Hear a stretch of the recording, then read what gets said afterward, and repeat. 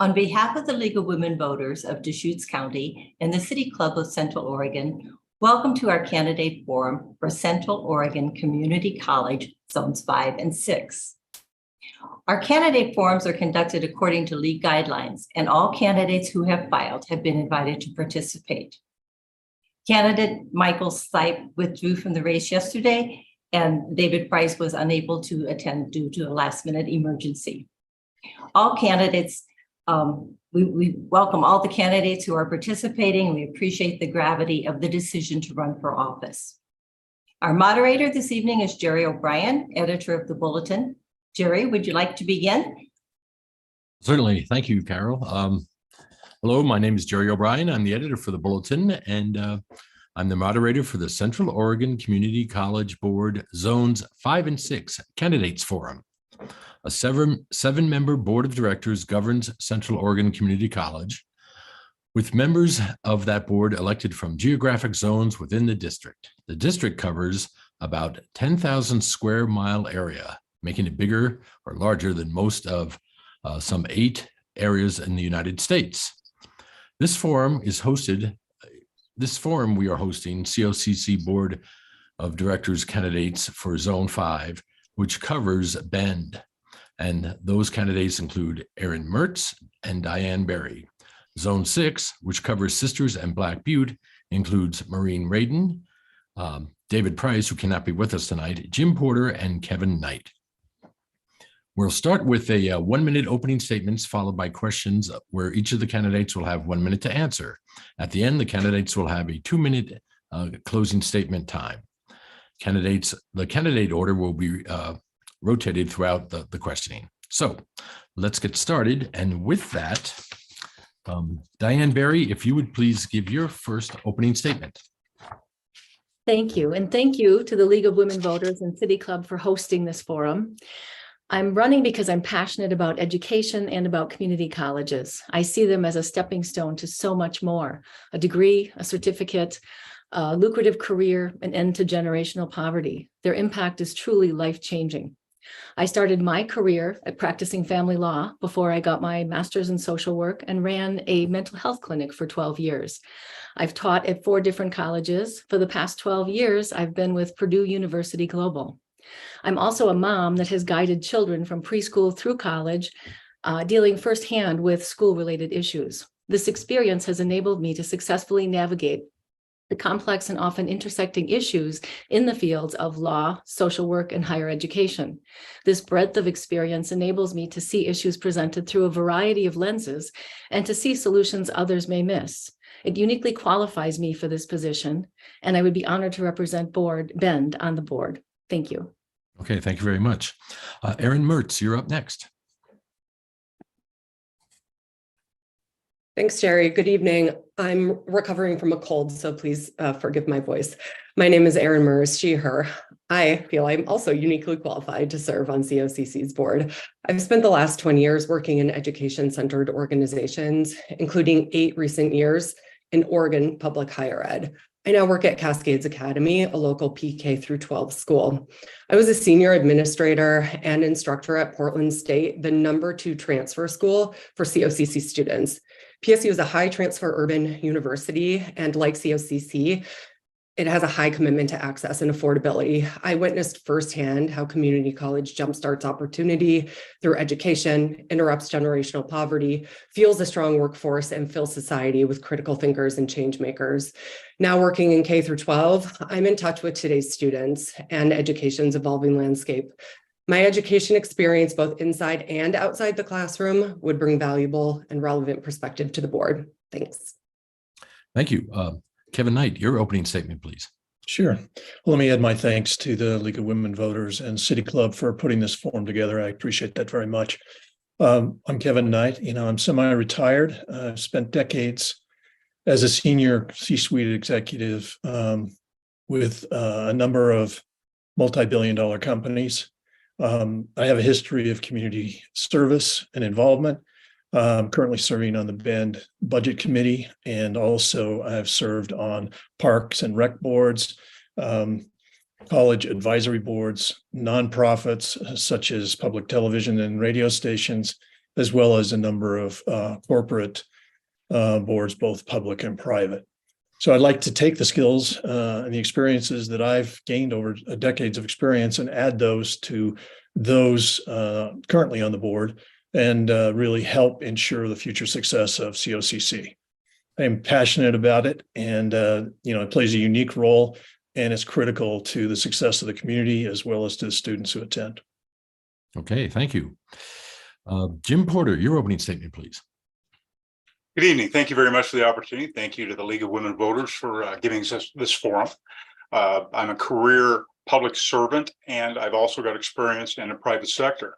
I bring to the board what the other candidates really don't. I've been a student at COCC. I've been a faculty member at COCC. I've helped write policy at COCC. I'm very passionate about COCC. Both my daughters obtained their degrees there, and my wife finished her registered nurse license there.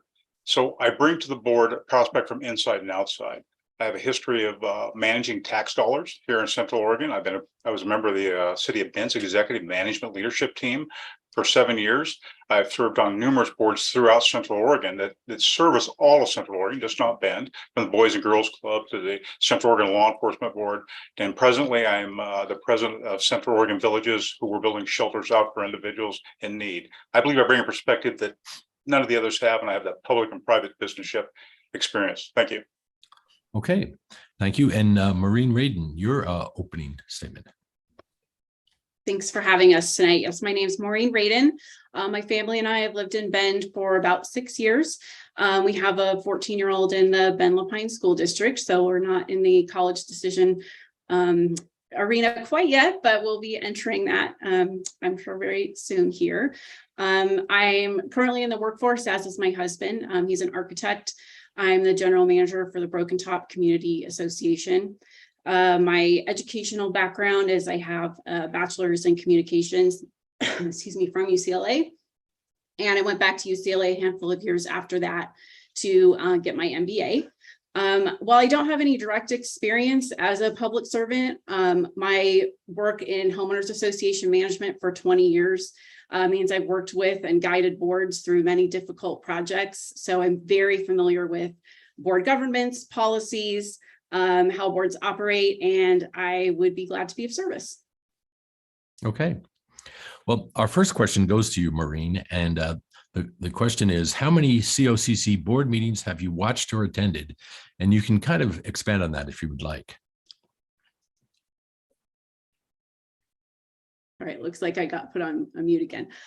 So I'm be perfectly honest, I have not watched any of them. I've gone through and looked through the past minutes that are on the website and the agenda to familiarize myself with some of the topics that they've been talking about. In full disclosure, I decided to run because I saw an article that no one was running. I'm not sure if that's the other candidates' reasons for raising their hands as well. I'm kind of surprised that any of you are here, to be perfectly honest. I thought it would be just me. So I'm not necessarily running a campaign or doing a whole lot of background work. I'm relying on my experience running boards and just being a citizen in the community to be able to participate. Okay. Well, thank you. Jim Porter, a question goes to you. How many COCC board meetings have you watched or attended? I've watched them clear back to December of last year. I've only attended one via Zoom, not in person. It was very interesting. I brought a great deal of respect for the board and the direction they've set and their fiscal responsibility specifically, and how they've been very, very innovative in developing revenue streams, which will support them long into the future. All right. Jim Knight. Kevin? I'm sorry, Kevin. I'm sorry. My apologies. No problem. So I have not attended any, but I have watched board meetings back into, I don't know, October, November of last year.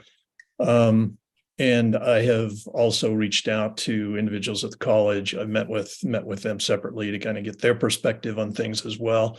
What they think's working, what they'd like to see improved, et cetera. Yeah, I mean, I would echo kind of Jim's view of the board. I think, I'm impressed with the people that are on the board. I'm impressed with the progress that they've made at this point. I think it's about getting the college to the next step and building on the success that they've already achieved. Okay, and my apologies. I had a roommate in college named Jim Knight. So, Erin Merz, how many COCC board meetings have you attended or zoomed in on?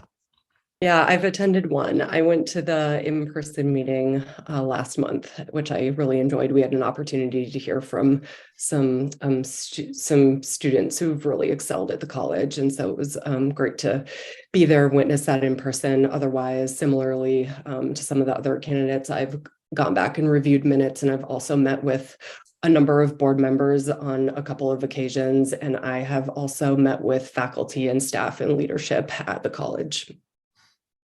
Okay, and Diane Berry? I also attended the April meeting in person, and I agree, it was very interesting. I've also gone back and reviewed the videos of about 6 previous meetings, and I've looked at agendas and notes from meetings back to about a year and a half ago. I also went out to the college and met with the presidents and several of the vice presidents and one of the board members. Okay, well, thank you. So this next question is kind of a 2-part question, but we'll ask the first part and then answer that, and then I will ask the second, but I'll give you a kind of a preview of it. We need to keep tuition affordable, but we also need to pay the staff competitive wages, which means large salary increases across the board. What is your plan to secure more money for salary increases? The second part of that question is, what can be done to keep tuition affordable? So first of all, let's talk about salary increases. And the first question goes to Erin Merz. Great, thank you. This subject matter is really close to my heart, having been a staff member at a public university here in Oregon and also an instructor for 8 years. Well, I was a staff member for 8 years. People are the greatest expense of any college or university. COCC is no exception to that. And they're also the most valuable asset. Qualified, effective faculty staff are the lifeblood of any successful educational institution, hands down. And I believe they should be fairly compensated. I know in speaking with Dr. Chesley that increased wages is a priority for the college. And so am I supposed to be answering both parts in this 1 minute? No. Okay. And so okay. I know it's a priority of the college, and I would continue to advocate for equitable wages, especially those that meet the increased cost of living in Central Oregon. Yes, sorry, that was a trick question on my part. But okay, I panicked there for a second. Okay, so first part of the question, Diane Berry, what can we do about salary increases and keeping large salary increases across the board for staff? I agree that our staff, our faculty, everyone who works at the university certainly deserves to be paid a living wage, and Bend is a very expensive place to live. So we need to pay them in a way that we need to compensate them in a way that they can live in the community that they work. That being said, I think we can raise revenues, but maybe not give them top of the line salaries, understanding that enrollment is down and perhaps the state isn't funding colleges the way we would prefer that they would, and look at other opportunities for funding. That I guess is the second part of the question that I'll get to when you ask me that. Mm-hmm. But what I'd like to suggest is giving them a healthy increase, but maybe not making it the top of the line, but making it healthy enough that they can live here where they work. Okay. And Jim Porter, what do we need to do to keep staff competitive wages, paying for the college staff? Yeah, I have a lot of experience in that as a chief of police of the city of Bend, and also as the manager of Central Oregon Villages. It's a challenging time now. It's especially with colleges, because there's more than one partner in there. We not only do we have the external partners where the money's coming from, we also have the internal people engaged. It takes discussions with the unions. It takes a recognition that not all individuals of high quality and high credentials want fiscal money. Some of them want incentives that in their benefits package that aren't related to money. And that's what we did at the Bend Police Department to increase our staffing levels. The second thing is we really need to take a look at equity amongst the entire faculty. Equity amongst those supporting the faculty, and make sure all those are correctly aligned with what the cost of living is here. Those are all challenges, because the school is only as good as its faculty and as management and as support staff. So unless we're able to align all of those and bring them into a significant pay situation, or at least compensation is a better word to use, because again, not everybody is looking for dollars. And there's a lot of innovation out there that we practice in the city of Bend that we can do that without having a fiscal impact. Okay. Maureen, Radon, pay for staff. Thank you. Yeah, so as an employer myself, I have seen how we've had to adjust wages, not just this past year, but even a little before that. So it's certainly top of mind. Kind of feel the same way as Jim, as far as, you know, there's a lot of different ways that people can look at compensation.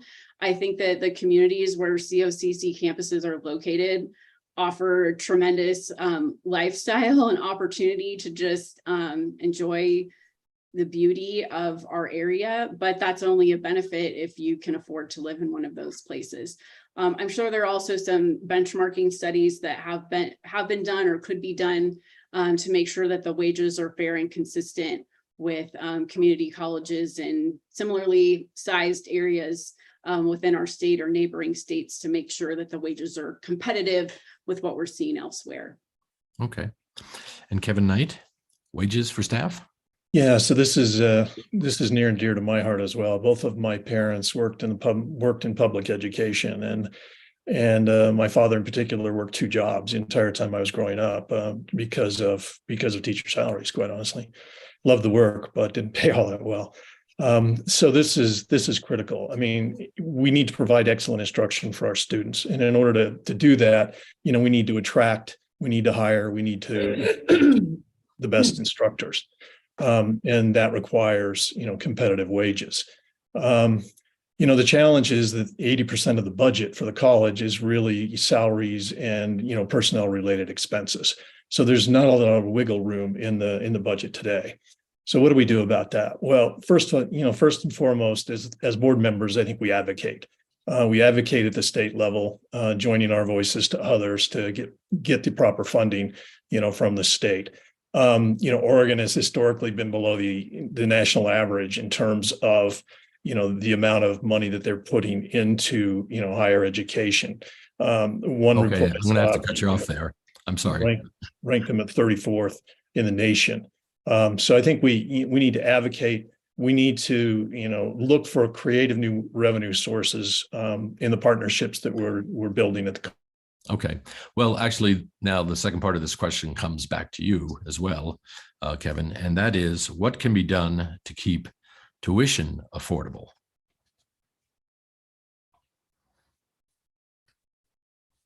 He's muted. Oh, you're on mute. I'm sorry. There you go. At the same time, we're providing, you know, livable wages for, you know, for our staff. We need to make sure that we're maintaining, you know, affordability for our students. I mean, that's one of the key roles of community colleges. And we do that basically with support, right? And we do that with, you know, grants, and we do that with scholarships, and we do that with, working with the community. And so providing them the resources that they need to cover their tuition and to cover their education. And, you know, there's some creative ways that we can do this differently than what we're doing now with this, for example, short-term scholarships.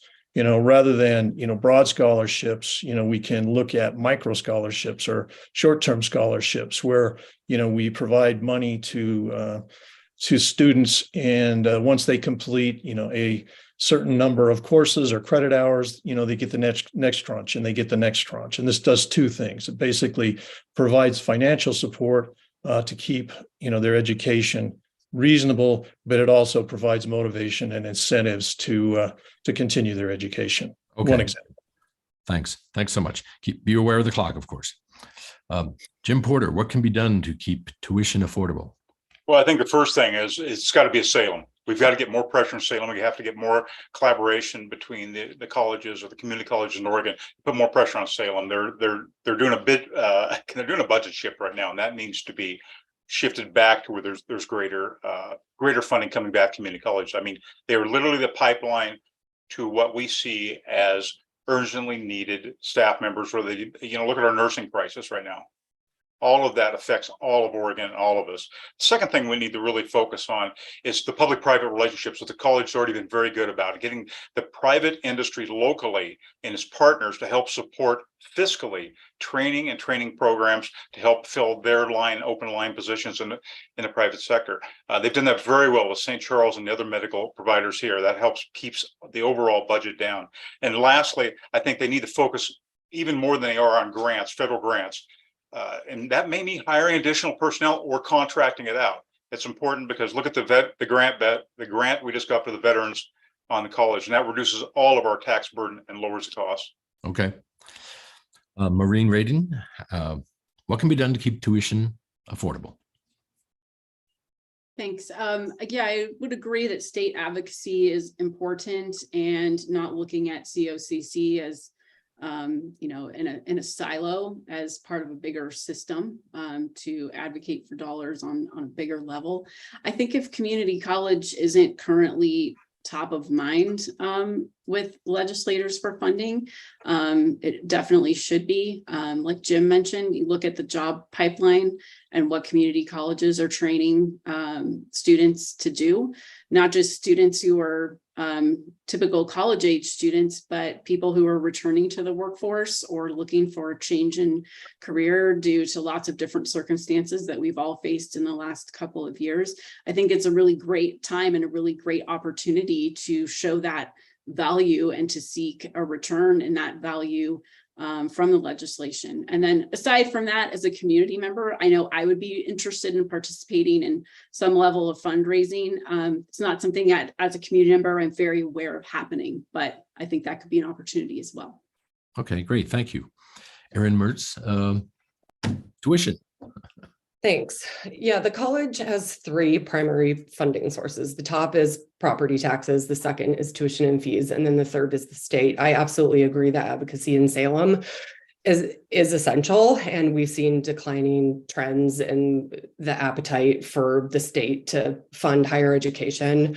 Oregon is below average for per student investment. And so that's a problem. It's PK through 12 as well.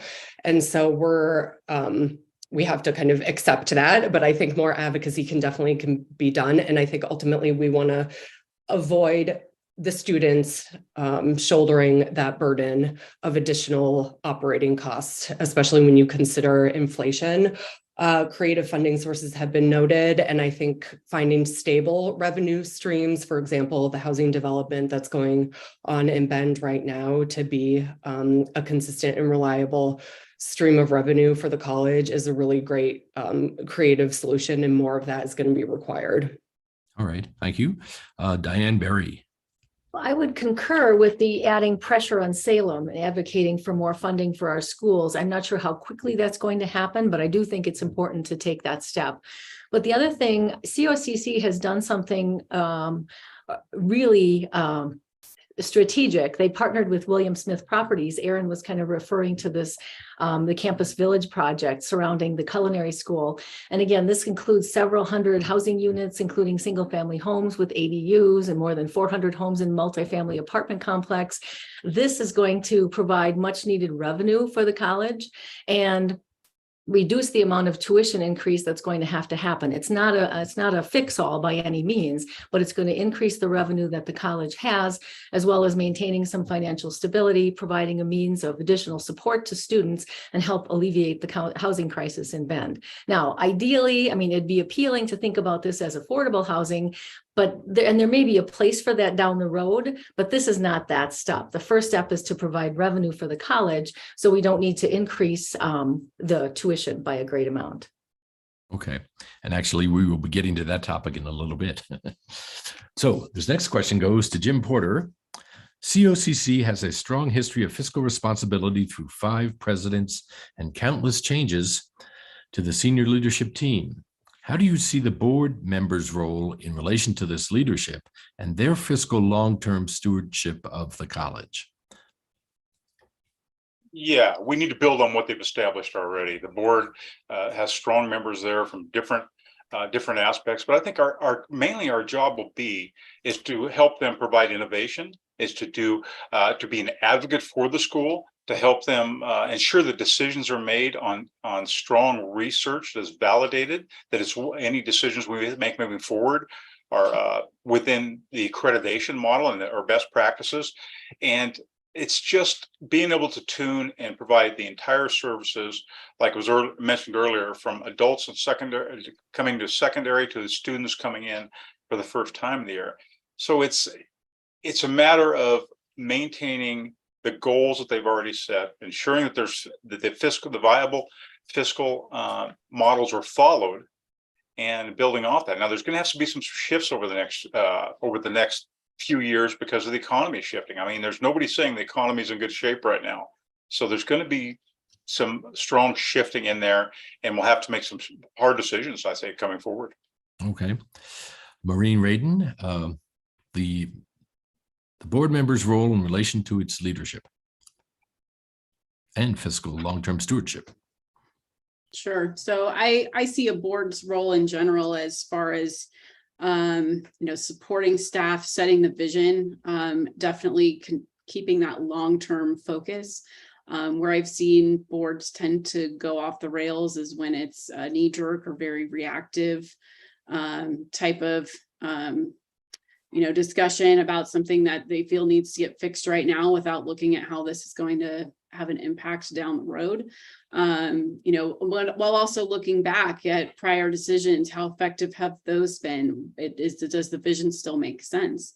And when we're talking about staff retention and making sure that everyone who is supporting the college and working for the college, they've got to understand that vision and be able to keep it up and maintain it as well. We're only going to be as effective as the group as a whole. The board being on one page and the staff being on another isn't going to get anybody very far or lead to a whole lot of job satisfaction at the staff level. Okay. And Kevin Knight, the board members' role in relation to this leadership and their fiscal long-term stewardship. Sure. So in terms of kind of the relationship, the responsibilities of the board, it's really, about helping set the vision, accountability, which is oversight, support and advocacy, helping and supporting the leadership of the college, and setting policy. I see those as kind of the overall responsibilities of this board and really just about any board. They've done a good job on the fiscal side. The college is currently in, is in a good financial position, but the challenges lie ahead.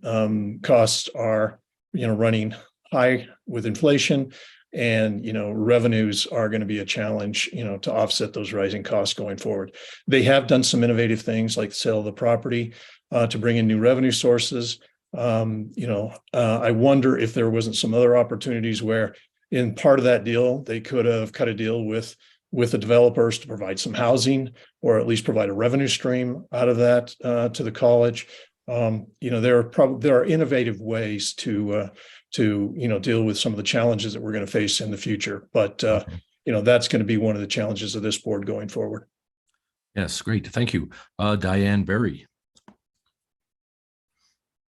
Thank you. I concur that the college has been very responsibly managed in terms of fiscal responsibility in many past years.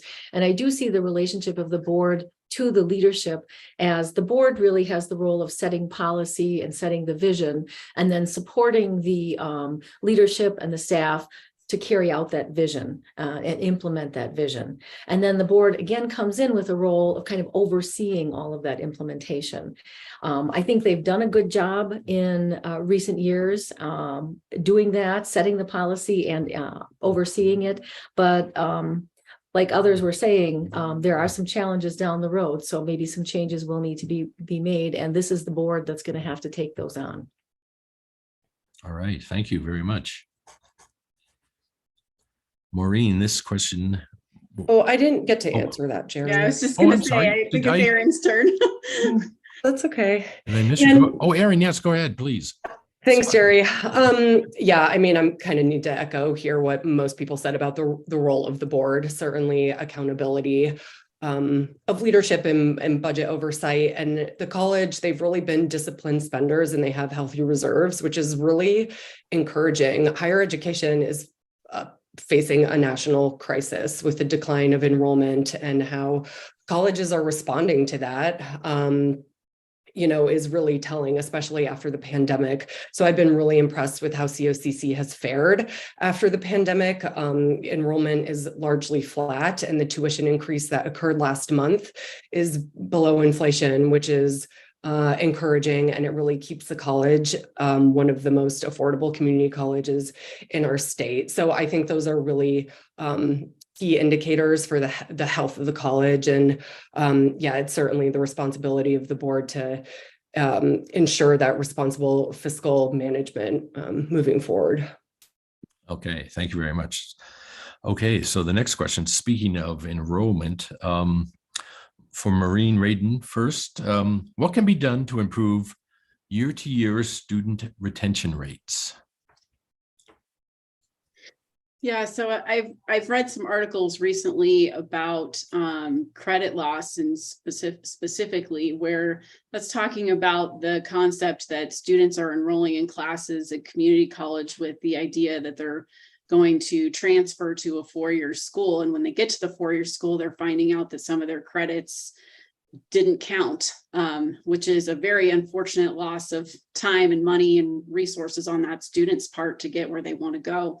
So in that case, I think it's making sure that there's a focus on that student's path, and that their time and their money spent at the college is getting them where they want to go. And then as far as just retention, I think if you've got great instructors and you've got staff and a solid board at the college who genuinely care about the student experience, that's what's going to keep them there. Same reason that people stay at their workplace. They enjoy coming every day. They can't wait to come back. They're engaged and focused. Great, thank you. Kevin Knight, how do you improve year-to-year student retention rates? Well, let's talk about enrollment as well as retention. So, from an enrollment standpoint, there's a couple of different things that I think we need to focus on. According to some of the research that's been done recently, some of the reporting is, in terms of getting enrollment up, one of the keys to that is really getting high school graduation rates up, and then providing, an effective channel into college communities or community colleges and universities. The other one is our demographics are changing. The people that are attending our colleges is changing. So there needs to be a focus and an accommodation of older students who are, coming back into the college environment. Those two things will help improve enrollment. With retention, we need to make sure that we're removing the barriers to success. So making sure that the basic needs of the students are being met. So they can focus on education, providing the financial, support so that we can make it affordable, providing things like childcare, to make it possible for people to come into the college environment, offering relevant courses and providing a clear path, to employment, and really making education accessible. Okay, thank you. Jim Porter, year-to-year student retention rates. Yeah, I agree with what Kevin said. I think for me, it starts with the staff. I think that the staff provide the environment to bring people back in, get them engaged heavily. The second part of it, I believe, is affordability, working on that scholarships, keeping the cost of tuition low so people can actually afford to stay there. I think another major part of it is also the quality of the experience of the student there, to make sure that they feel safe, they feel like that they belong there, and it's a place where they are actually moving forward in their life. I think another thing Kevin touched on, I totally agree with, is how relevant are the classes and degrees we're offering. I mean, we're seeing a major expansion in the electric vehicle area and the nursing area. And if we can bring those up and make those kind of the cornerstones to show the COCC is moving forward, is relevant. I think the next one is really focusing on internships or work college experience at the same time, getting the local private industry to bring them in like they do with the nursing program into the hospital, maybe proving our ability to bring the people who are studying electronic vehicles into our local auto dealerships, those kind of things. So they have so not only are they learning, they're also exercising what they use. And last is housing. I think if we can move towards an area where we can provide some affordable housing or low-income housing for the students, they'll continue on through there. Thank you. All right. Erin Merz. Thanks. There have been some really great comments on this issue, which is an extremely complicated topic. Retention is multifaceted and it's very different depending on the student and their circumstances. To start, whole person success is critical. There are so many students that attend community college who have so many other priorities in their life that they're juggling, whether it's caring for children, other family members, working full time, you name it. A lot of the people in Bend at large, what people are struggling with here, housing security, food security, transportation, childcare, those are the same challenges of COCC students. So I think empowering students to succeed both inside and outside the classroom is essential. Emergency funds, I think, are really important. In-time funding to keep students enrolled. Faculty staff relationships, absolutely necessary. And then employability, what's at the end of the road, what's the return on investment to ensure students are have a clear finish line and they can see the value of their education at COCC. Great, thank you. And Diane Berry, year-to-year student retention rates. Thank you. How to do this in a minute. COCC reports a 58% completion rate for students. Now, while this is over half, there's still 42% of students who are not completing their programs. And COCC has done some innovative things trying to improve the numbers of retention. And one is a program that provides added support to students in certain programs. And for these students, it provides early registration, academic advising, financial assistance to help overcome financial and academic challenges. And these students are shown to have higher completion rates and academic performance compared to their peers. One step to improve retention and completion would be to provide these supports to all students who need or request them. And this could increase success rates across the board. Another thing is we have to look at why students aren't completing, aren't continuing. What are the barriers? And many of you have mentioned this. Is it, food insecurity, houselessness? Is it childcare? Is it money issues? You can't afford the tuition, and removing as many of these barriers as possible so the student can continue and succeed. All right, well, thank you very much. Now, some of you have mentioned this in the past, but this question focuses on COCC, which sits on more than 200 acres of land, much of it undeveloped. The college has previously engaged in long-term land lease agreements with developers, but so far, these have all been for market rate housing projects. What do you see as COCC's role and the College Board's role as being in the region's affordable housing crisis, and what directions might you encourage the college to consider? And Diane, we start with you on this one. Okay, thank you. I love the idea of affordable housing. I'm a volunteer with REACH, a local nonprofit that works with our vulnerable and unhoused population. So it's near and dear to my heart. And sitting on all of that acreage makes it, gives it an asset that it can use to provide something like affordable housing for students. But I think we have to be careful in order so that they are wise and careful stewards of these assets. I'd like to see something like that developed. I haven't seen any numbers. I'd like to see something put together about how affordable it could be and the difference it could make to students. And perhaps, that could accommodate for some tuition increase, that students might be able to handle a tuition increase if they also get some type of affordable apartment as a return. So I'd like to see it happen. I haven't seen it yet. I'd like to see it in development and see what the numbers would look like. Okay, great. Erin Merz, the role of the board and encouraging the college to develop some of its land. Yeah, COCC is land rich. It's one of the biggest property owners in the county. And I think as a taxpayer resource, I think that the college should play a significant role in solving the housing crisis in our county and in Bend, because ultimately, I believe I understand why the current units that are being developed are market rate units to prioritize the long-term financial sustainability of the college first and foremost right now. And I believe it can be a both and solution. And I think beyond just how the college uses its land assets, really collaborating with the city in a very serious way, because ultimately, if people can't live here, they're not going to go to college here.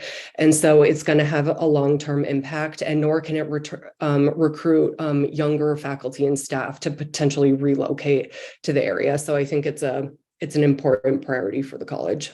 All right. Kevin Knight. COC Yeah, so I touched on this briefly before. I applaud the college for, using the resources available to them to drive some new revenue sources. They've been quite innovative, and I compliment them on the fact that, a share of these funds, a large share of these funds, is really going to expand the accessibility of the college into other communities, particularly the new Madras facility that's being developed as a result of some of these funds. As I said before, I think that as we look at these assets, we need to be innovative, and we need to be, very smart about how we're using them. As rather than just sell them and create revenue, are there some partnership opportunities here that can either drive, innovative revenue sources into the college, or provide housing for our students or for our staff?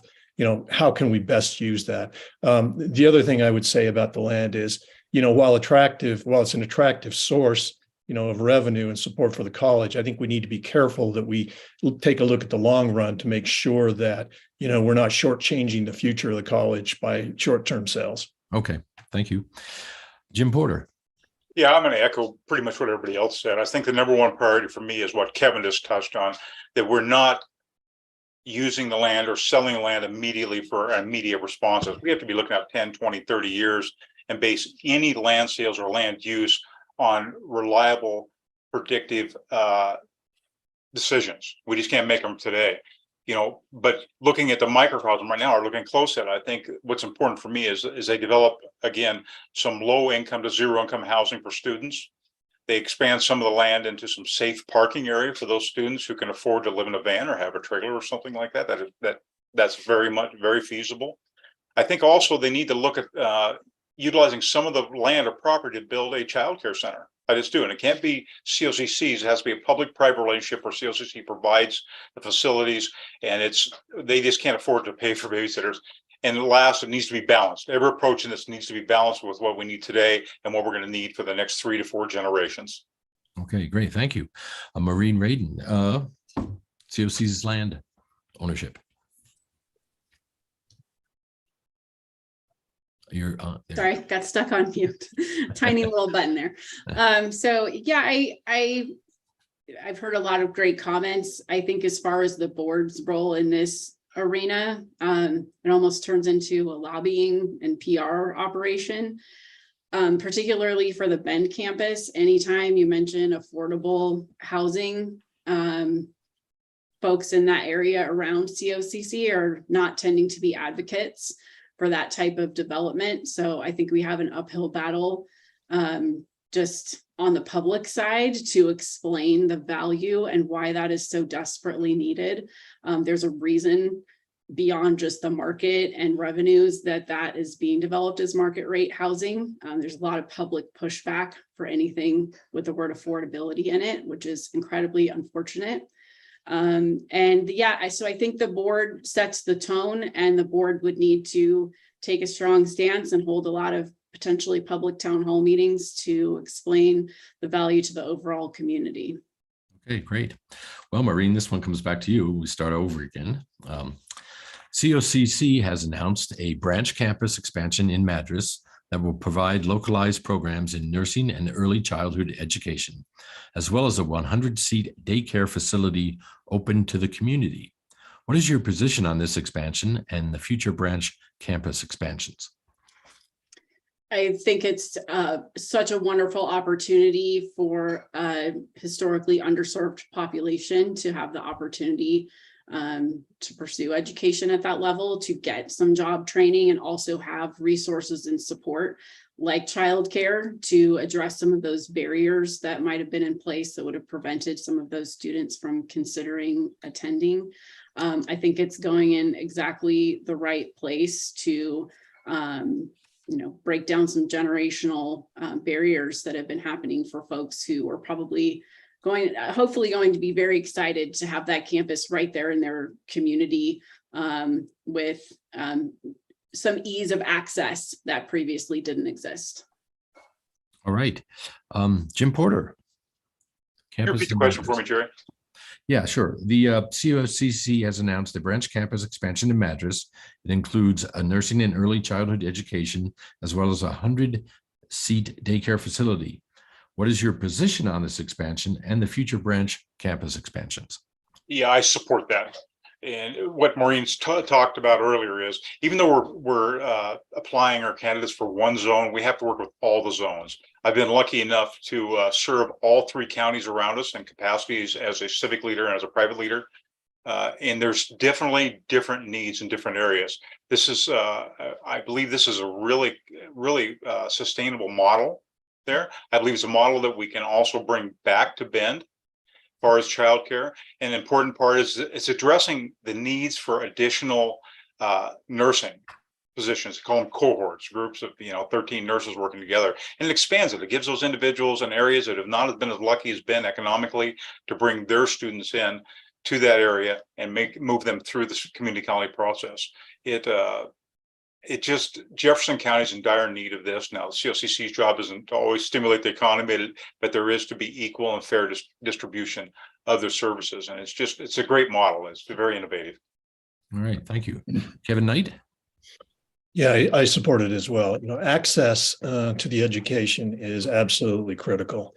And by building this facility in Madras, we're basically providing, access to this community that badly needs it. So I fully support that. All right. And Erin Merz. Yeah, similarly, I fully support it. It's really encouraging to see the college respond to the needs of our county. And like what Jim said, yeah, we have to think outside our zone, certainly, and think of the broader ways that the college serves the full district. And the childcare, I'm really excited about that because I think with any luck, it's really successful, and then it can expand to the other campuses. It will serve, with any luck, as a really positive model that could solve some of the child care needs on some of the other campuses. So I think there's a lot of great outcomes anticipated. I'm definitely in support, and certainly the access, eliminating long commutes for students who want to attend on the ground programs now can do that right in their backyard, which is exciting. Great. Okay. And Diane Berry. I'm going to echo this. I'm very excited about the expansion, both about the Child Care Center, which I think is sorely needed. We are in a child care desert, both in Madras and in Bend. And I would love to see this program continued in Bend as well, in that I would love to see a child care center on the campus, not necessarily run by the school, but a piece of land donated or provided for the Child Care Center. But I'm excited that it's going to happen in Madras to provide care for children of students, faculty, and staff, and to provide work experience for the childcare students there as well. And I'm excited about training additional childcare workers because we have such a deficit, and excited about the expansion of the nursing program. I can't say enough positive about that. But like I said, I'd like to include a childcare center on the Bend campus as well and get that in the works, perhaps modeled on the one that they're doing in Madras, and it'll just kind of lay the groundwork for what we're going to see here. I think it's a great step. Looks like we have a win-win across the board here. Okay, let's see. This question, we'll start with Erin Merz for this question. COCC has made great strides in remote learning during COVID. What is your position on remote learning going forward? I'm so glad I'm starting with this question. I taught remotely during the pandemic. I know the challenges and opportunities that come with remote learning. I think it increases access, and I want to differentiate remote. I consider remote as like synchronous, what we're doing right now, and then online typically is in asynchronous modality. I think it definitely increases access, and I think faculty need to be empowered to be successful in a remote and online learning environment because it's very different than in classroom. And so in speaking recently with a member of COCC leadership, they've actually felt like they've struck a really nice balance post-pandemic with the on-the-ground online and remote offerings. And they said remote tends to be the least favorable among COCC students. They prefer on-the-ground or online learning. But I definitely think it's good to have hybrid options and a variety of options to meet students where they are. Okay. Diane, Berry, your take on remote learning going forward. I'm very excited about remote learning. I've been working with Purdue University Global remotely for 12 years now. So I'm probably more versed on that than any of us here. All of my teaching for them has been done remotely, and it has been synchronous, meaning the students were required to attend a 1-hour seminar at the same time each week. And if they missed that seminar, they had to do an assignment in order to be able to get credit for it. I think that's a wonderful opportunity. We had wonderfully engaged students and an opportunity to have conversations with them to discuss the material we were learning. We would talk about it together and do exercises together in class. I think it's a wonderful opportunity to learn, especially if a student has any other type of obligation. If they have family to care for, either older parents that they're caring for, or young children that they're caring for, or having any kind of family responsibilities, or if they have a full-time job. Many of our students, are working, maybe not a full-time job, maybe a couple of part-time jobs. I can't say enough good about remote learning. I think it's a real positive. There has to be a balance, but I think this is a real good step. Great, thank you. Jim Porter, remote learning.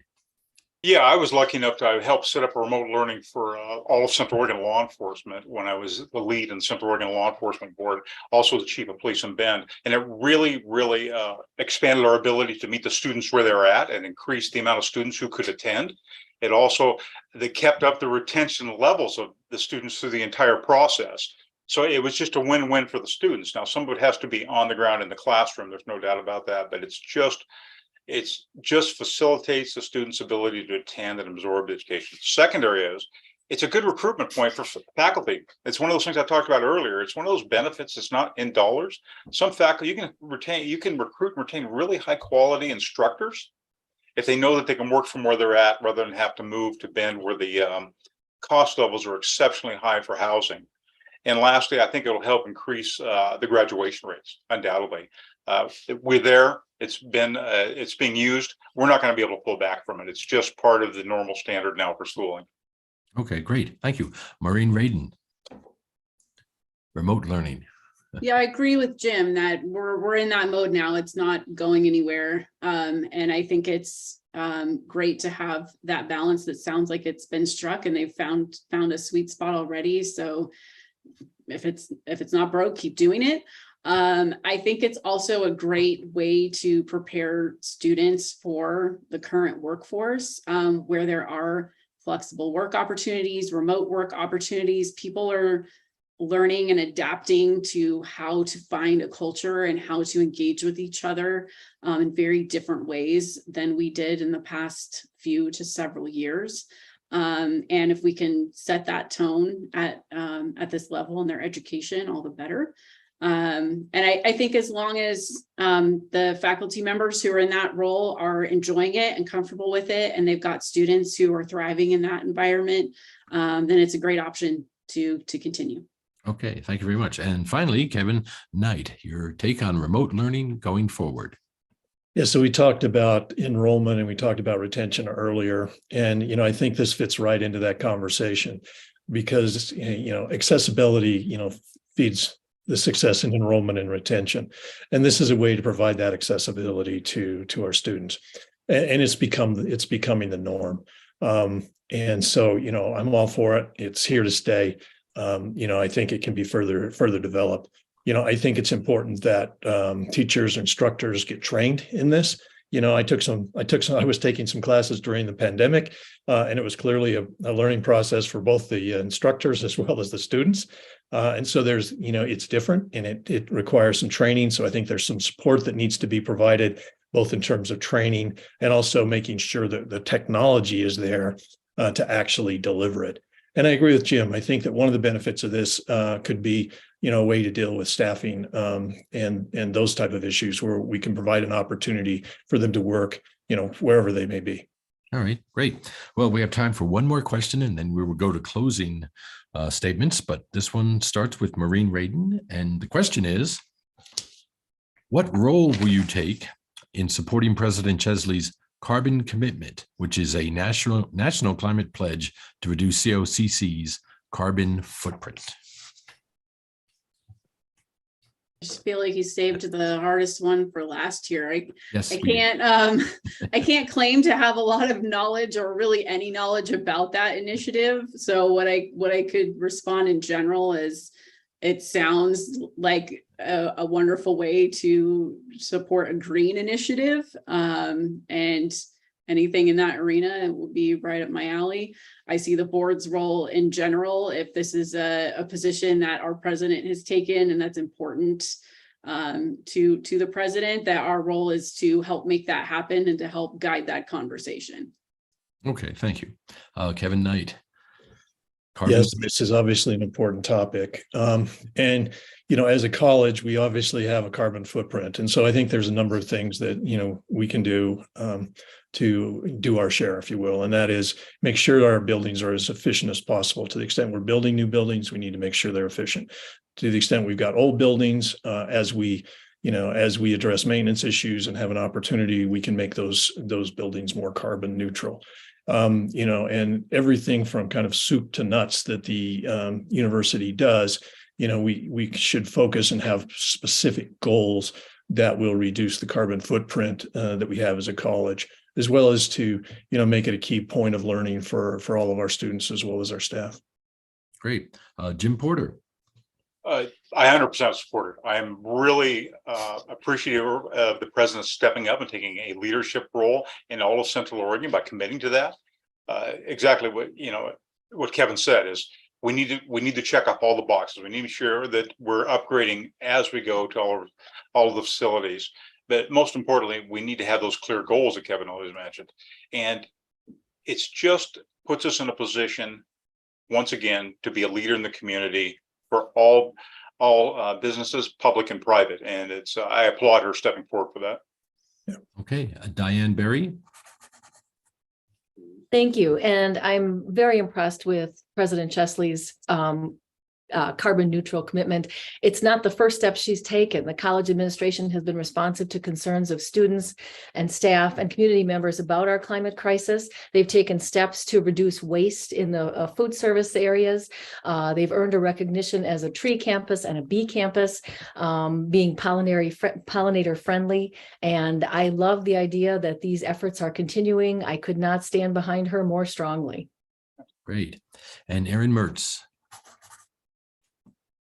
Similarly, I'm not sure I have too much to add. I echo the sentiments of the other candidates, certainly, and coming from PSU, where there's a strong emphasis on sustainability and carbon neutrality is also, I've worked in that environment before, certainly absolutely supportive of Dr. Chesley and her investment in prioritizing this for the college and ensuring that buildings continue to be upgraded over time is certainly essential. And I think there's even smaller steps that anyone who's working within the college environment or even the students can participate in to help the college reach its goals. So I'm in support.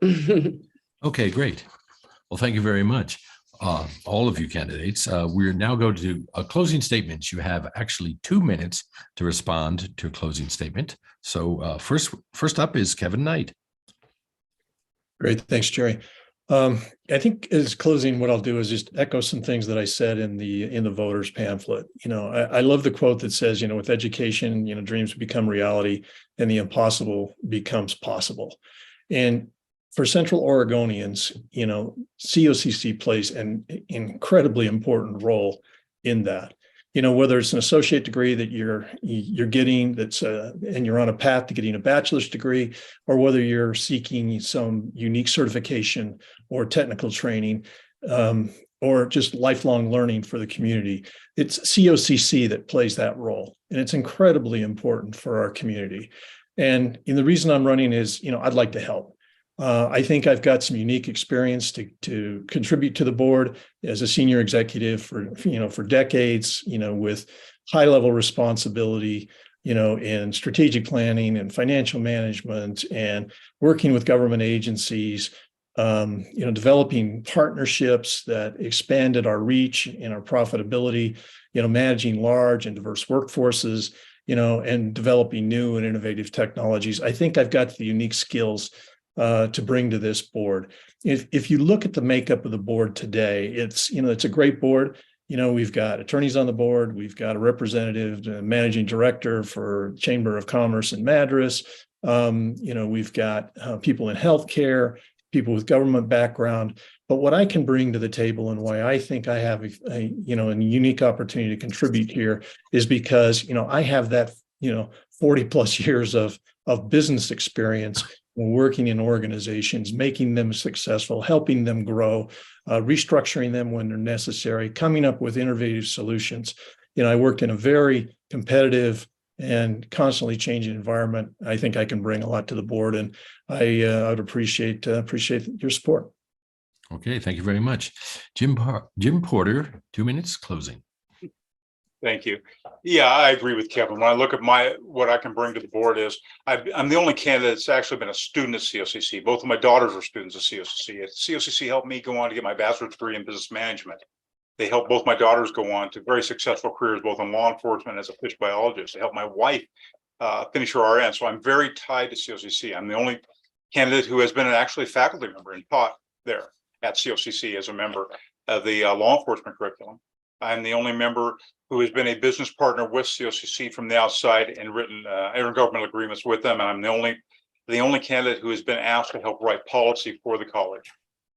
That's my ties to the college. I feel very strongly about that. I'm the only candidate that's been endorsed by 2 of the sitting members of the board right now. I'm endorsed by 2 past mayors, endorsed by other members of the education committee and other civic leaders.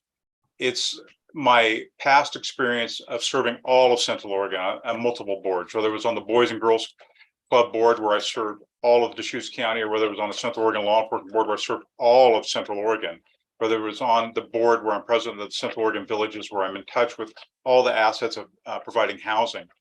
It's a matter of having a broad spectrum, which I've had, and I've been on the executive leadership team of the city of Bend for 10 years. And so I have an understanding of what it takes to move things forward in Central Oregon. It's the footprint that I want to continue to move forward as COCC being a leader in the area. COCC touches more points in Central Oregon than any other business, private or public. They just do. And so I really like to move that forward. And I believe that I bring all my collaboration skills.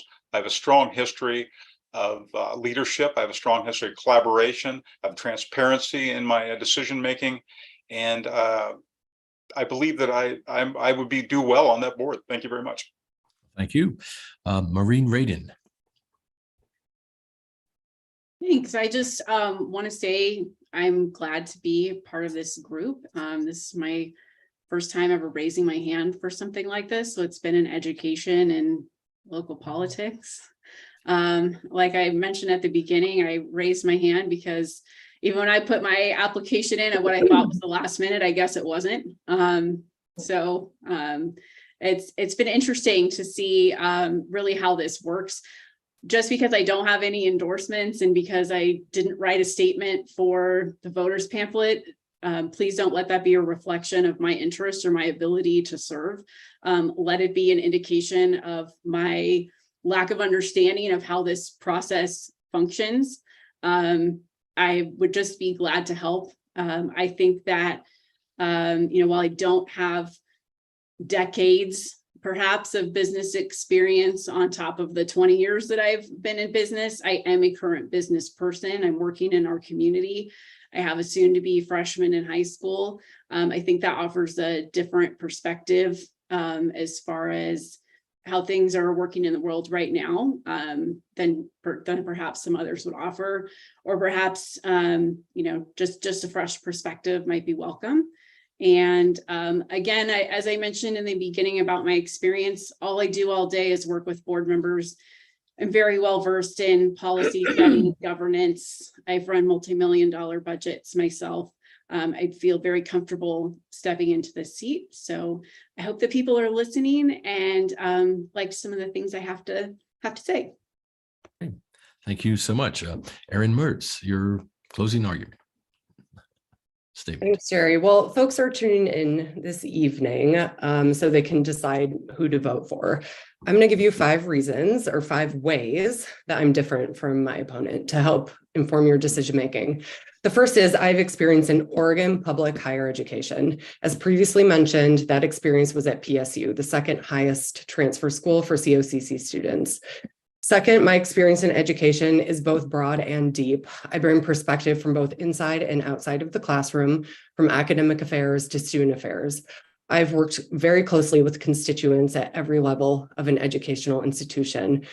Thirdly, because of this experience, I understand how educational institutions function, how decisions are made. I sit at decision-making tables still today in education, and how those decisions impact all of the school's constituents. I'm a mid-career professional currently working as a senior PK through 12 administrator here in Bend. I bring boots on the ground perspective, which I think is a very important perspective for this board. And I'm surrounded every day by potential COCC students. Finally, 5th, I'm endorsed by 3 current COCC board members, Jim Clinton, who currently represents my zone 5, Bruce Abernethy, and Erica Scatfold. Educators and other educational leaders have also endorsed me. They all believe that I have what it takes to be an effective board member at COCC. Beyond these differentiators, I'm a firm believer in the essential role that community colleges play in access to higher education and skilled trades. They capture human potential that may otherwise go unrealized. On the board, I'll be a voice for innovation, collaboration, and responsiveness to ensure that COCC is prosperous and an accessible asset to our community.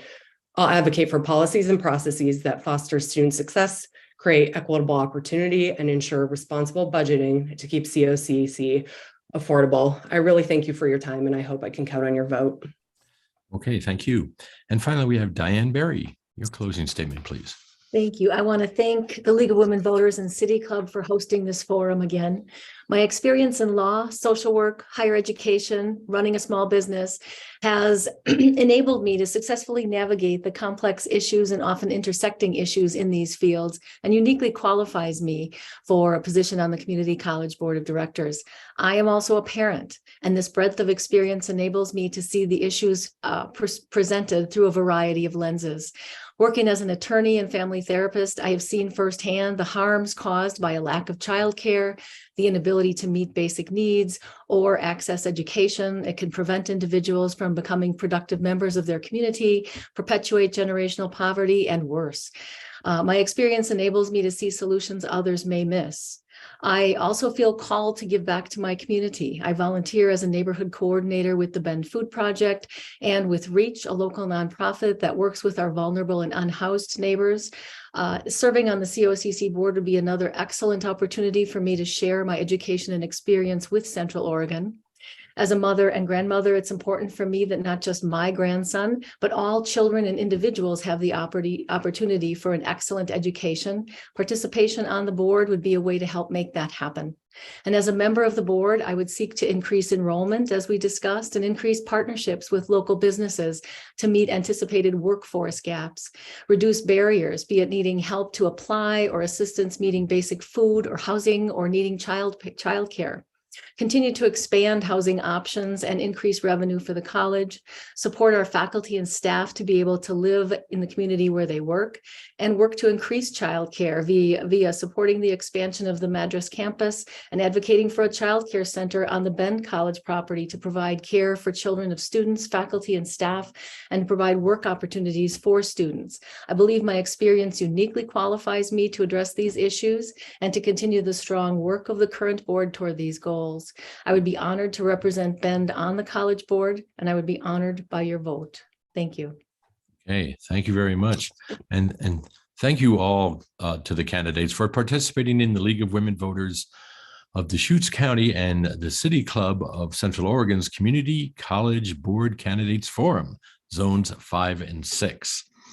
Your vote is your voice. Make sure you get your ballots in by May 16th so your voice can be heard. The next League of Women Voters of Deschutes County and City Club of Central Oregon Candidates Forum will be Thursday, May 4th for the Redmond School Board candidates, positions 3, 4, and 5. It will be live streamed at 6 p.m. Please visit the City Club of Central Oregon's website to submit questions for the candidate forum. Forums will be streamed on the City Club of Central Oregon's YouTube channel, and recording links of the forums will be available at both the League of Women Voters of Deschutes County and at the City Club of Central Oregon websites. So I am Gerry O'Brien, the editor for the Bulletin. I want to thank you all for participating and running for public office. It's very important. We're glad that you've stepped up to do this. Thank you once again for participating in tonight's forum. Thank you so much. Thank you. Thanks, everybody.